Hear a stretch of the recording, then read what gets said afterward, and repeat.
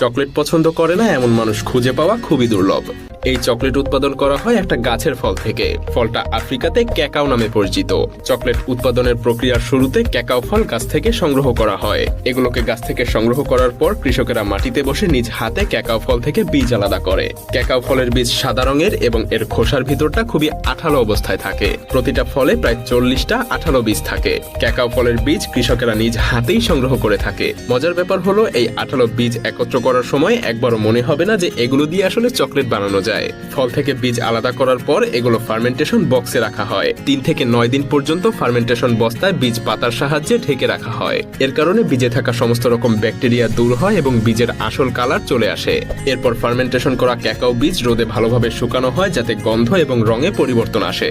শুকানোর পর ক্যাকাও ফলের বীজগুলো পুড়িয়ে তৈরি করা হয় কোকো বিন। এরপর ক্যাকাও বিনগুলো আবারও রোদে শুকানো হয়, কারণ রোদে শুকানোর ফলে বীজগুলোতে ছত্রাক এবং ব্যাকটেরিয়ার পরিমাণ অনেকটাই কমে যায়, আর সেই সাথে সেগুলো নষ্ট হওয়ারও ভয় থাকে না। এরপরেই শুকানো বিনগুলো পৃথিবীর বিভিন্ন ফ্যাক্টরিতে নেওয়ার জন্য উপযুক্ত হয়ে যায়। ফ্যাক্টরিতে আসার পর কোয়ালিটি বিনগুলোকে পরিশোধন এবং যাচাই করা হয়। এরপর বিনগুলোকে উপযুক্ত আকারে মেশিনে কেটে ফেলা হয়। সবগুলো বিনের আকৃতি প্রায় সমান করে নেওয়া হয় যাতে করে চকলেটের আকারে আর কোনো পার্থক্য না থাকে। এরপর বিনগুলোকে মেশিনে রোস্ট করা হয়। ফোল্ডিং মেশিনে রোস্ট করার কারণে বিনে থাকা পানির পরিমাণ 7% থেকে 1%-এ নেমে আসে। এরপর এই বিনগুলোতে প্রায় 3000 প্রকারের কেমিক্যাল ব্যবহার করে 30 মিনিট থেকে 2 ঘন্টা ধরে রোস্ট করা হয়। এতে করে পচন বা নষ্ট হওয়ারও আর ভয় থাকে না।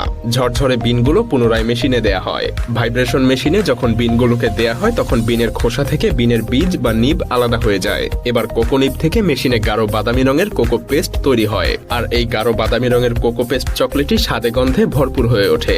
এই কোকো পেস্ট তৈরির সময় এর ঘনত্ব এবং স্বাদে অনেকটা অ্যালকোহলিক ফ্লেভার আসে। এটাকে বলা হয় chocolate liquor. Alcoholic chocolate liquor থেকে তেল এবং চর্বি আলাদা করে ফেলা হয়। এরপর চকলেটের বাকি অংশ গাঢ় বাদামি রঙের রূপ নেয়। তেল চর্বি আলাদা করার পর শুধুমাত্র কোকো পাউডার পাওয়া যায়। আর এই ঘন কোকো পাউডার আলাদাভাবেও বাজারজাত করা হয়। কোকো পাউডারের সাথে আগে থেকেই আলাদা করা চকলেট লিকার, চর্বি, মধু এবং গুঁড়া দুধ মিশিয়ে বিভিন্ন ফ্লেভারের চকলেট তৈরি করা হয়। চকলেটের এই বিভিন্ন উপাদান মেশানোর এই মিশ্রণকে ভালোভাবে মেশিনে স্মুথ করা হয়। এরপর মোল্ডে ঢেলে ঠান্ডা করে বিভিন্ন আকৃতি এবং ডিজাইন দেওয়া হয়। তবে তার আগে ফাইনাল চেক করা হয় যে চকলেটে কোনো রকম বুদবুদ বা এয়ার বাবল আছে কিনা, কারণ এয়ার বাবল থাকলে চকলেট ভেঙে যায় আর সহজেই নষ্ট হয়ে যায়। আর এরপরেই বিভিন্ন ডিজাইনে চকলেট তৈরি করা হয়। এরপর এগুলোকে ফয়েল এবং প্যাকেজিং করা হয়। প্রতিটা চকলেট বার প্যাকেজিং করার আগে অ্যালুমিনিয়াম ফয়েলে মোড়ানো হয়। আকারে চকলেট ছোট হলেও প্রতি বছর আফ্রিকা চকলেট থেকে প্রায় $50 বিলিয়ন আয় করে, যা তাদের দেশের অর্থনীতিকে দিন দিন চাঙ্গা করে তুলছে। সারা বিশ্বে সারা বছর ধরে প্রচুর পরিমাণে চকলেট বিক্রি হয়, আর চকলেট পেলে খুশি হয় না এমন মানুষ খুঁজে পাওয়া মনে হয় সম্ভব না।